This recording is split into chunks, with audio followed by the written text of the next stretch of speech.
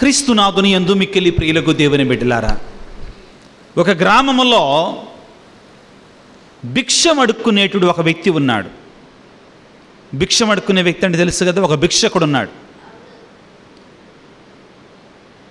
ఆ వ్యక్తి ముసలివాడైపోయాడు, వయసు మళ్ళింది, చనిపోయే రోజులు దగ్గర పడ్డాయి.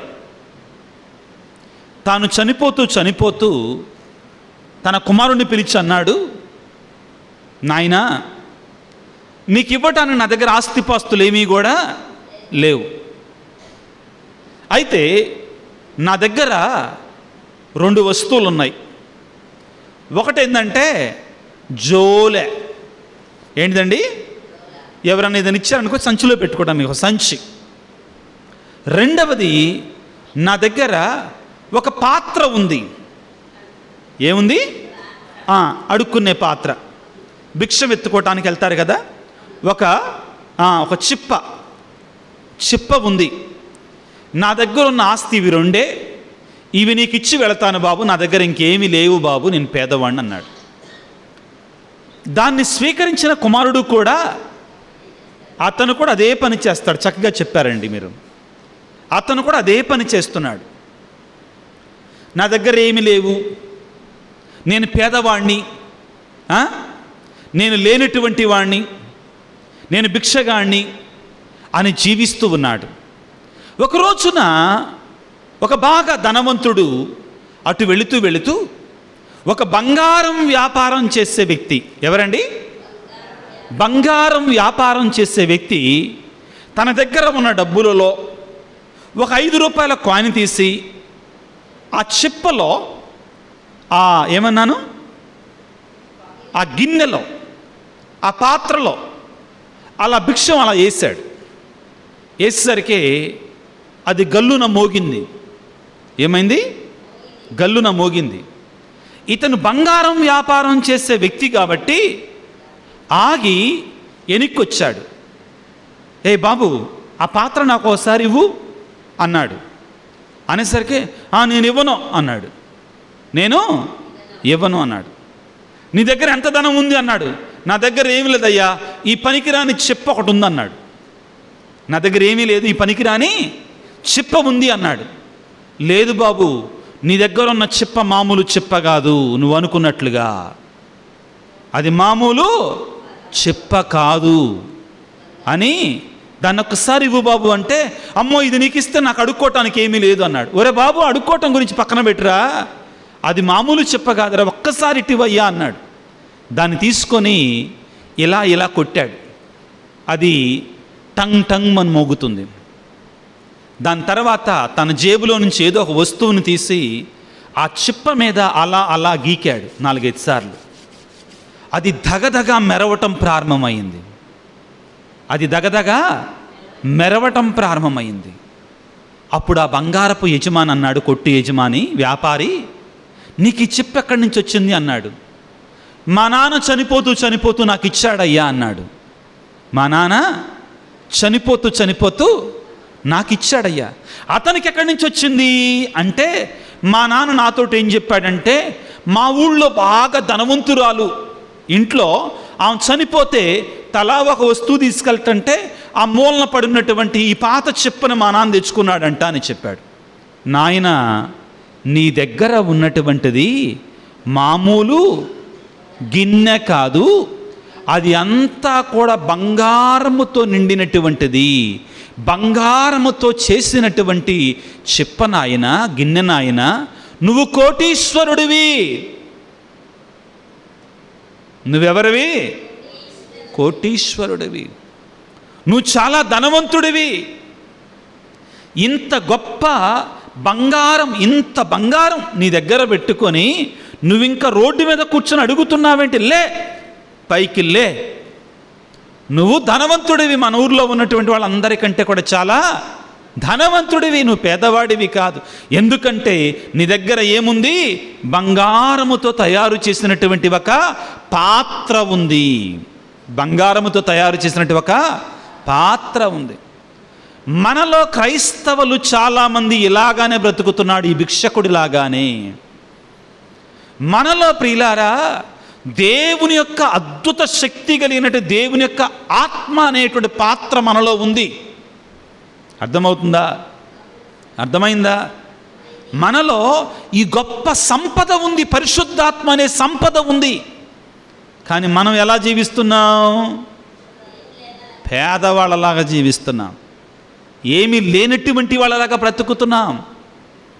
ప్రియులారా, యేసు ప్రభువు తన యొక్క పరిశుద్ధాత్మని అపోస్తులకు ఇస్తూ వాగ్దానం చేసేమన్నాడు, మీరు ప్రార్థన చేస్తే రోగులు స్వస్థపరచబడతాడు. హల్లెలూయా, హల్లెలూయా.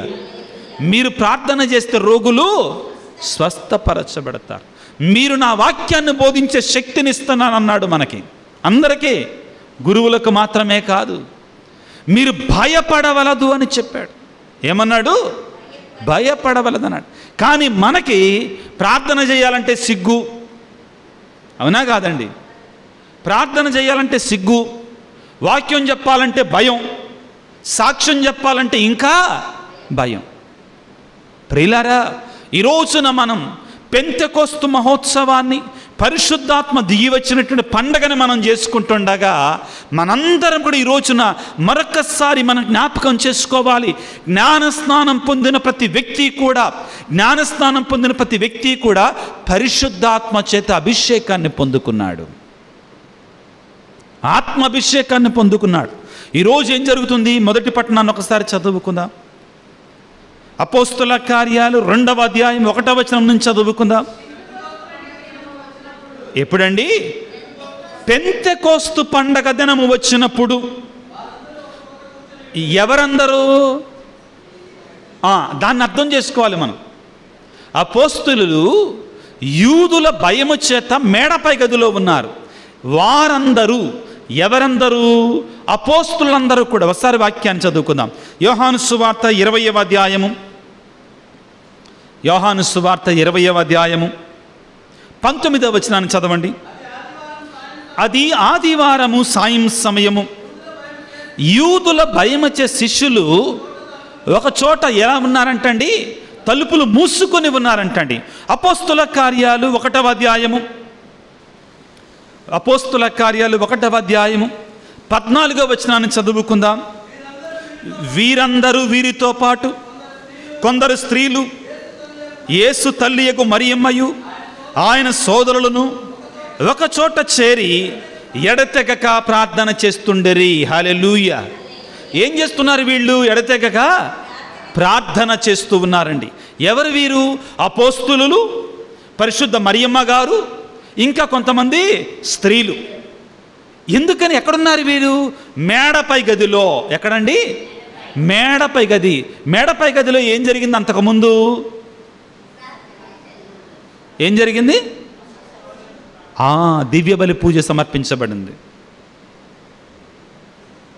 పెద్ద గురువారం రోజున, మాండీ థర్స్డే, ఏం జరిగింది? కడరా భోజనం జరిగింది.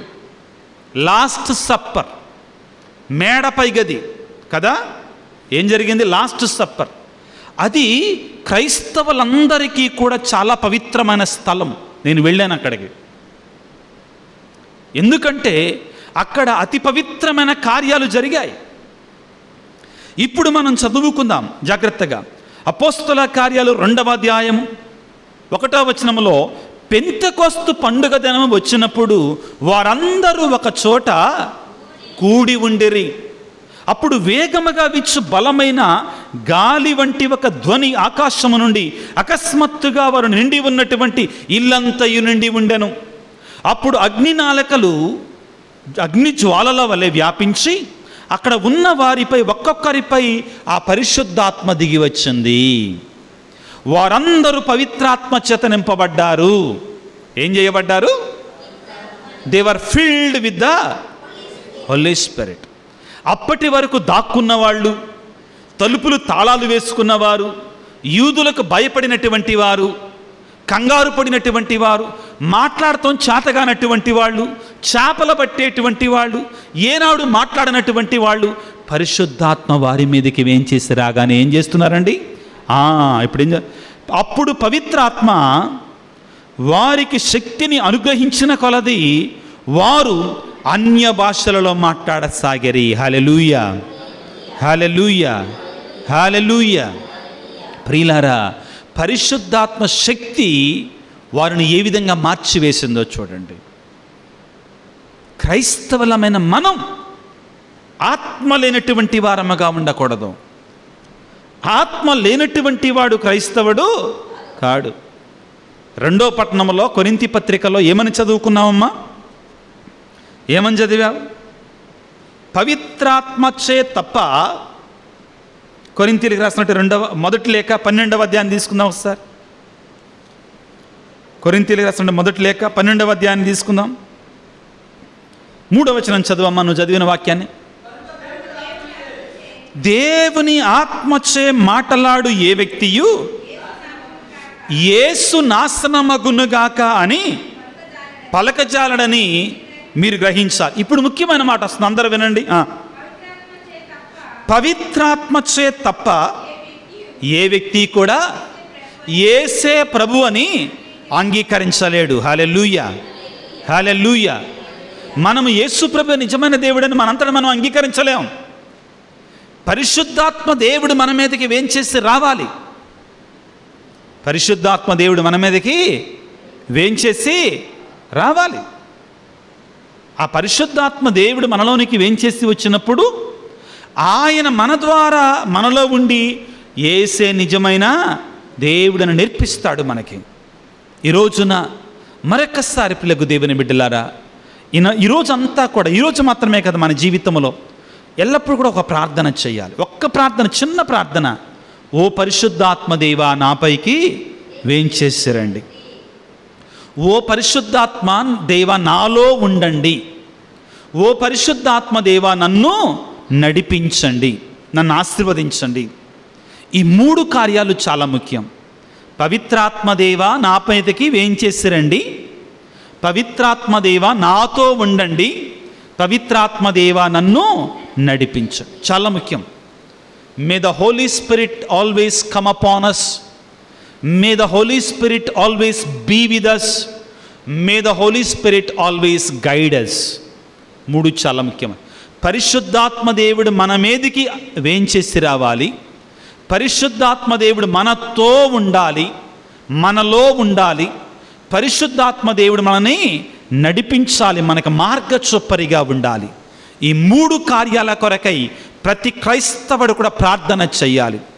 ఏ వ్యక్తి అయితే పరిశుద్ధాత్మ చేత నడిపించబడతాడో ఆ వ్యక్తి పాపములో పడటానికి అవసరం లేదు. మరి నేను పరిశుద్ధాత్మను పొందుకున్నా కదా స్వామి, మరి ఎందుకని నేను ఇంకా పాపంలో పడిపోతున్నా? పవిత్రాత్మ మాట ఎంటల్లా నువ్వు ఎందుకని పాపంలో పడుతున్నావు? ఆయన చెప్పే మాట ఎంటల్లా. పాపం చేసడానికి వెళ్ళినప్పుడు మనలో అయ్యో నువ్వు పాపం చేస్తున్నావు, నువ్వు పాపం చేస్తున్నావు, తప్పు చేస్తున్నావు అని మనలో తెలియకుండానే మనలో ఏదో మాట్లాడుతుంది. మనం ఎవరిని వింటాం? ఏం కదే చేసేయి, అందరూ చేయటం లేదా, నువ్వు ఒక్కడవేనా చేసేది? ఎవరు చూస్తున్నారులే, ఎవరిది? సైతాను. ఎట్టి చెప్పావమ్మా, ఎవరిది? సైతాను. ఏం కాదులే చేసేయి. మనలో 2 ఆత్మలు ఉన్నాయండి. ఎన్నున్నాయి? 2 ఉన్నాయి. ఏంటిదవి? పరిశుద్ధాత్మ దేవుడు, రెండవది సైతాను ఆత్మ కూడా ఉన్నాడు. అవును, పౌలు గారు అంటారు కదా, నేను చెప్పేది ఏం తప్పు కాదండి. పౌలు గారు అంటారు కదా, నేను చెయ్యాలనుకున్న మంచిని చేయలేకపోతున్నా, నేను వద్దనుకున్న చెడునే చేస్తున్నా. గుళ్ళో ఉన్నంతసేపు నేనేమంటాను? నా పక్కనున్న ఆమెను క్షమిస్తా, బయటికి వెళ్ళగానే ఆమెతో మాట్లాడతా, ఇంకా ఆమెతోటి వైరం పెట్టుకొని అంటాను. గుడి దాటగానే మహంకాళమ్మలాగా మారిపోద్దేమా? ఎలా మారిపోద్ది? మళ్ళా తగువే. బలహీనులం ప్రియులారా మనం. అవును ప్రియులారా, ఆ భార్య భర్తని ఏమండి ఒకసారి గుడికి రండి, ఒకసారి గుడికి రండి, బతినాడు గుడికి తెత్తది. గుళ్ళో ఉన్నంతసేపు వాడు మారిపోతాడు. ఇక నుంచి నేను తాగను, నా భార్యను కొట్టను, వాళ్ళ జోలికి వెళ్ళను, తగుళ్ళకు వెళ్ళను అంటాడు. గుళ్ళోంచి బయటికి వెళ్ళగానే వాడికి దారిలో ఏం కనపడుద్ది? కనపడుద్ది. వెంటనే శోధన ఏంటిదండి? శోధన. ఈ శోధన మనం తీసుకువేసుకోవాలంటే మనలో పరిశుద్ధాత్మ చేత నింపుకోవాలి. ఇది వాళ్ళ గురించే కదండి, ప్రతి ఒక్కరు చిన్న చిన్న విషయాల గురించి కూడా. ఓ పరిశుద్ధాత్మదేవా నా మీదికి వేంచేస్తారండి. ఓ పరిశుద్ధాత్మదేవా నాతో ఉండండి. ఓ పరిశుద్ధాత్మదేవా నన్ను నడిపించండి. ఒక ప్రార్థన ఉందండి, ఏమండి? Dedication to the holy spirit, consecration to the holy spirit. అర్థమవుతుందా? ఏమిటి? దేవా నా తలంపులని, ఓ పరిశుద్ధాత్మ నా తలంపులను నడిపించయ్యా. ఈ ప్రార్థనను మనం చేయగలిగితే పరిశుద్ధాత్మ దేవుడు మనలో ఉంటాడు, మనం నడిపిస్తాడు, మన శక్తి సంపన్నులు చేస్తాడు, అద్భుత కార్యాలు జరుగుతాయి పరిశుద్ధాత్మ మనలో ఉంటే. తల్ల వంచి ప్రార్థన చేసుకుందాం. సర్వశక్తిమంతుడా, సర్వోన్నతుడా, ప్రేమమయుడా, ఈనాడు నీ పరిశుద్ధాత్మను ప్రభు అగ్నినాళికల రూపములో ఆది అపోస్తుల మీదకి పంపిస్తూ ఉన్నారు. నీకు స్తోత్రాలు, నీకు వందనాలు తండ్రి. ఏ పరిశుద్ధాత్మ దేవునైతే మీరు ఈనాడు ఆది అపోస్తులపైకి పంపించారో అదే పరిశుద్ధాత్మ దేవుని మా అందరి మీదకి కూడా మీరు పంపించారు. నీకు స్తోత్రాలు, నీకు వందనాలు ప్రభువా. మరొక్కసారి అడుగుతున్నామయ్యా, నీ పరిశుద్ధాత్మ అభిషేకాన్ని మాకు దయచేయండి. నీ పరిశుద్ధాత్మ వర్షాన్ని మా మీద కుమ్మరింప చేయండి. నీ పరిశుద్ధాత్మతో మమ్మల్ని నింపండి తండ్రి. ప్రభువా నీ పరిశుద్ధాత్మను మాలో ఉంచండి, మాతో ఉంచండి. నీ పరిశుద్ధాత్మ దేవా మమ్మల్ని నడిపించండి, మాకు మార్గాన్ని చూపించండి, మా మార్గదర్శకుడిగా ఉండండి. మా తలంపులు, మా ఆలోచనలు, మా క్రియలను ప్రభువా నీ చిత్తానుసారముగా మలచుకొనండి తండ్రి. ఈనాడు నీ సన్నిధిలో ఉన్నటువంటి నీ బిడ్డలందరినీ నీ ఆత్మతో అభిషేకించండి. ఈ వాక్య పరిచర్యలో పాల్గొంటున్నటువంటి నీ బిడ్డలందరినీ కూడా ప్రభువా అభిషేకించము తండ్రి, అభిషేకించము నాయన.